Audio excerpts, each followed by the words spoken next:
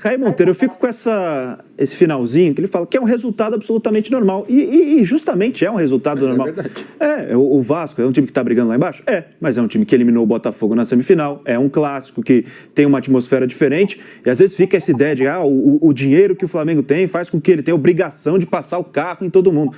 O Flamengo também tem escolhas a fazer. O técnico Felipe Luiz teve escolhas a fazer. Mandou a campo jogadores que não são considerados titulares. E com isso você acaba perdendo também, tecnicamente, e joga contra um adversário forte, um adversário complicado, como é o Vasco da Gama. Aí empatar um clássico nessa circunstância é completamente normal. E às vezes fica essa ideia de que precisa passar o carro em todo mundo, atropelar todo mundo, né? Que não é verdade, né, Raí? Não vai acontecer. O 8-0 no Vitória é a exceção que confirma a regra. O Flamengo não vai sair enfiando 8-0 em todo mundo, toda semana, toda rodada, como o seu torcedor acha que o time é capaz de fazer. Acho que o torcedor, de uma forma geral, no futebol brasileiro, e aí isso se aplica ao do Flamengo, ao do Palmeiras, do Corinthians, do São Paulo, do Grêmio, do Inter, ele sempre vai achar que o time dele pode e tem que ganhar todos os jogos. E na prática não é assim que funciona. Existem noites, tardes, que você não vai tão bem, que você vai ter um problema ou outro, que você vai perder eventualmente muitos gols, ou nem vai conseguir produzir tantas oportunidades assim e vai acabar tropeçando. Em uma corrida de regularidade, em 38 rodadas, como disse o Bruno há pouco, isso vai acontecer algumas vezes. Se a gente olhar para esse campeonato, você tem dos dois lados, tanto para Flamengo quanto para Palmeiras, que são os principais postulantes ao título, e agora o Cruzeiro também crescendo bastante e com esses tropeços encostando cada vez mais, você vai ter ali momentos em que esses times deixaram pontos pelo caminho em jogos que eventualmente, ou em tese, eles não deveriam deixar. O Palmeiras perdeu para o Bahia em casa, empatou com o Botafogo em casa, empatou com o Mirassol em casa. O Flamengo deixou pontos contra o Vasco nos dois jogos. O Flamengo empatou com o Grêmio há algumas semanas na sua casa. O próprio Cruzeiro teve uma sequência que ele perdeu para o Ceará jogando no Mineirão. Então, Pro Santos também. Para o Santos também, dois resultados ali bem próximos, né, de duas derrotas jogando em casa. Então, ao longo de 38 rodadas, vão acontecer jogos que você não vai tão bem, que você vai oscilar, que você vai ter um desempenho abaixo e vai acabar tropeçando. No caso de ontem especificamente, além de todos esses elementos, eu acho que do outro lado tem uma mobilização extra do Vasco, por se tratar de um clássico, é um grande rival, você encara o jogo de uma outra forma.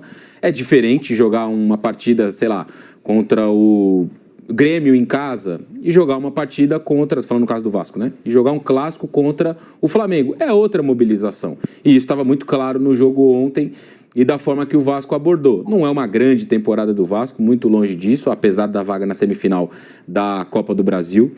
É um Vasco que, jogando em São Januário, se não me engano, faz 3 meses que não vence um jogo de Campeonato Brasileiro. Tem um aproveitamento muito baixo com o Diniz em linhas gerais, mas que se mobilizou para o jogo de ontem. Tem alguns bons jogadores, o Ryan é um ótimo jogador, o Felipe Coutinho tem jogado cada vez melhor, o Diniz tem encontrado algumas soluções para montar principalmente o seu meio-campo. Ontem a defesa conseguiu ser um pouco mais sólida. Então, especificamente ontem, o Vasco fez um bom jogo diante de um Flamengo que não fez um jogo dos seus melhores. Eu estava falando no vídeo de ontem que todo time ele oscila. Ele não vai ser 100% a temporada inteira. Mesmo que o Flamengo tenha feito o investimento que o Flamengo fez, vai chegar um momento que ele vai perder jogos. A gente, torcedor, não pode achar que o Flamengo vai, como o pessoal aí falou, vai passar o carro por cima de todo mundo. O jogo contra o Vitória, com exceção, outros jogos que o Flamengo foi bem, que jogou todo mundo bem, foi outra exceção. O Flamengo vem de um jogo muito desgastante, que foi na quinta-feira contra o Estudiantes, e colocou jogadores que não estão acostumados a jogar um com o outro. Teve a mudança que colocou Carrascal no lugar de Jorginho, Carrascal no lugar de Arrascaeta, é, Varela deu lugar a Emerson Royal, Danilo jogou no lugar de Léo Pereira, Bruno Henrique jogou no lugar de Pedro, e esse Samuel Lino deu vaga a Everton Cebolinha, e o time foi um time misto. A gente tem que entender isso, que o Flamengo não vai ser 100% a temporada inteira. Vai ter jogos que vai oscilar, não tem jeito. E aí, dentro disso, eu acho que o empate é um resultado compreensível, natural e, para mim, pelo menos, sem motivo para grita, desespero ou coisa do tipo. Tem muito campeonato ainda pela frente. Flamengo, Palmeiras, Cruzeiro vão deixar pontos, tem confrontos diretos ainda.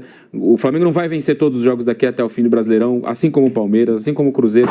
É uma disputa bastante aberta e eu acho que é bastante natural que esses tropeços aconteçam, como foi o de ontem no Maracanã.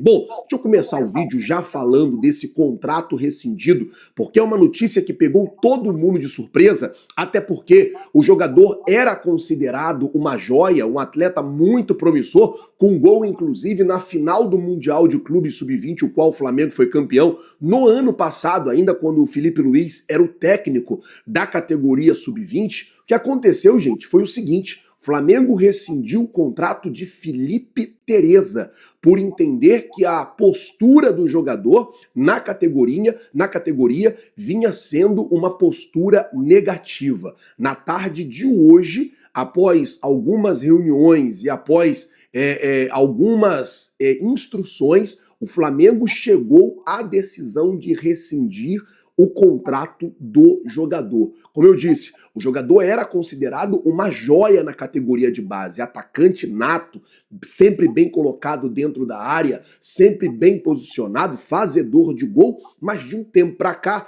ele vinha perdendo espaço na equipe sub-20. Ele chegou a ter ali algumas oportunidades na equipe profissional, chegou a fazer inclusive alguns treinos com a equipe profissional, mas o forte dele mesmo era a equipe sub-20. O que aconteceu foi o seguinte: o Flamengo rescindiu o contrato com ele nesta segunda-feira. Ele não faz mais parte do grupo do Flamengo. Tomara que ele consiga colocar a cabeça no lugar, tomara que ele consiga ter calma para poder continuar a carreira dele. Eu não desejo mal para ninguém. Esses garotos nessa fase, o garoto tem 19, 20 anos ali, é uma fase bem difícil, é uma fase bem complicada, e eu torço muito para que ele consiga aí encontrar o caminho, botar a cabeça no lugar e continuar a sua carreira. Bom, deixa eu... Eu fico observando, gente, esses garotos. Eu acho uma oportunidade dessa de jogar no Flamengo, irmão. O maior time do Brasil. Você sabe o que é isso? É o sonho de qualquer garoto que quer ser jogador de futebol. É o sonho de qualquer garoto. E acha uma oportunidade dessa e fica fazendo coisas erradas, né? Dando mau exemplo dentro do clube para que o clube venha até a rescindir o contrato. Imagine aí a cabeça, a mente de um garoto desse agora jogar no Flamengo e de um dia para a noite ter que rescindir esse contrato e sei lá para onde é que ele vai, né? É como o Flazoeiro falou aí, tomara que ele ache um clube que apoia ele e que ele siga a carreira dele.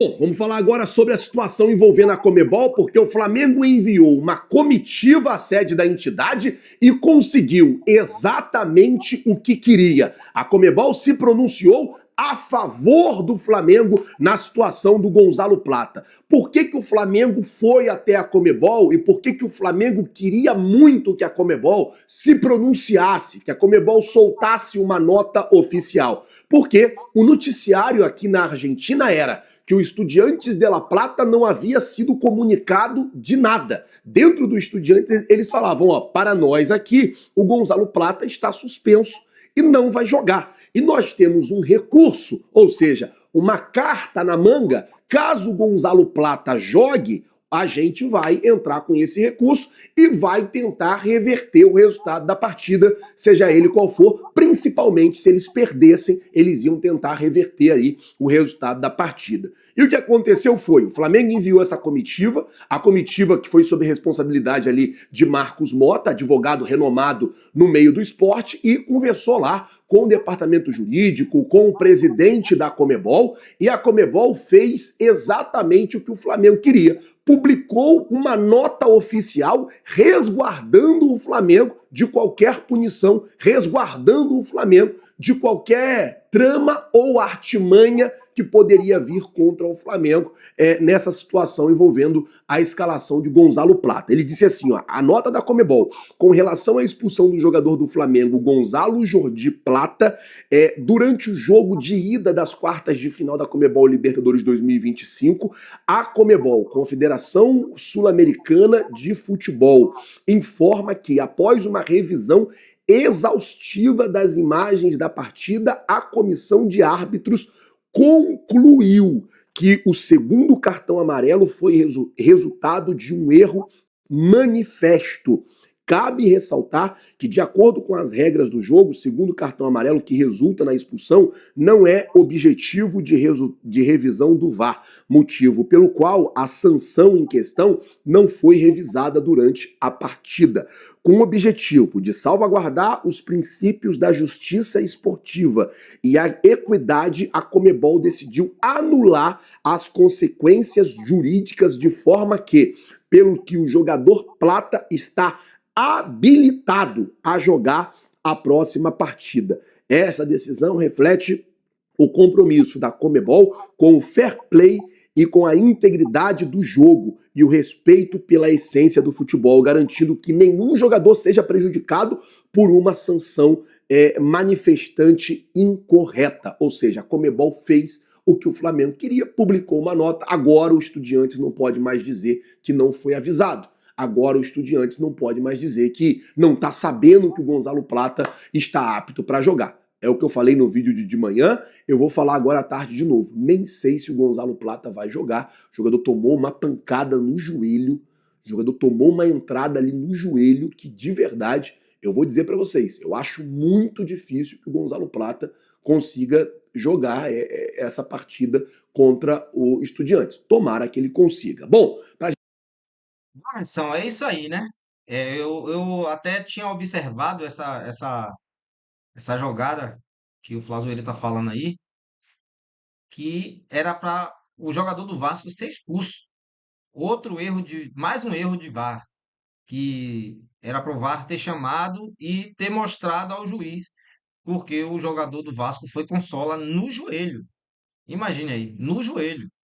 Porque uma expulsão de um jogador do Vasco poderia mudar totalmente a direção do jogo, né? Poderia mudar totalmente. Mas, infelizmente, mais uma vez o Flamengo é prejudicado por conta do VAR que não chamou o juiz para mostrar a jogada. Bom, vou ficando por aqui, nação. Peço a vocês que deixem o seu like, deixem o seu comentário aí abaixo. Segue o nosso canal para fortalecer, para dar um crédito aí ao nosso canal. E deixe o seu comentário aí, o que é que vocês acham? Como é que vai ser esse jogo de quinta-feira? O Flamengo vai ter um jogo decisivo na quinta-feira. Provável que Plata não vai jogar, a informação que o Flazueiro trouxe, né, por conta dessa porrada no joelho. E deixe o seu comentário aí para ver diga quanto é que vai ser esse jogo. Coloque aí nos comentários quanto é que vai ser esse jogo. Vou deixar todos os créditos para a Jovem Pan e para o Flazueiro.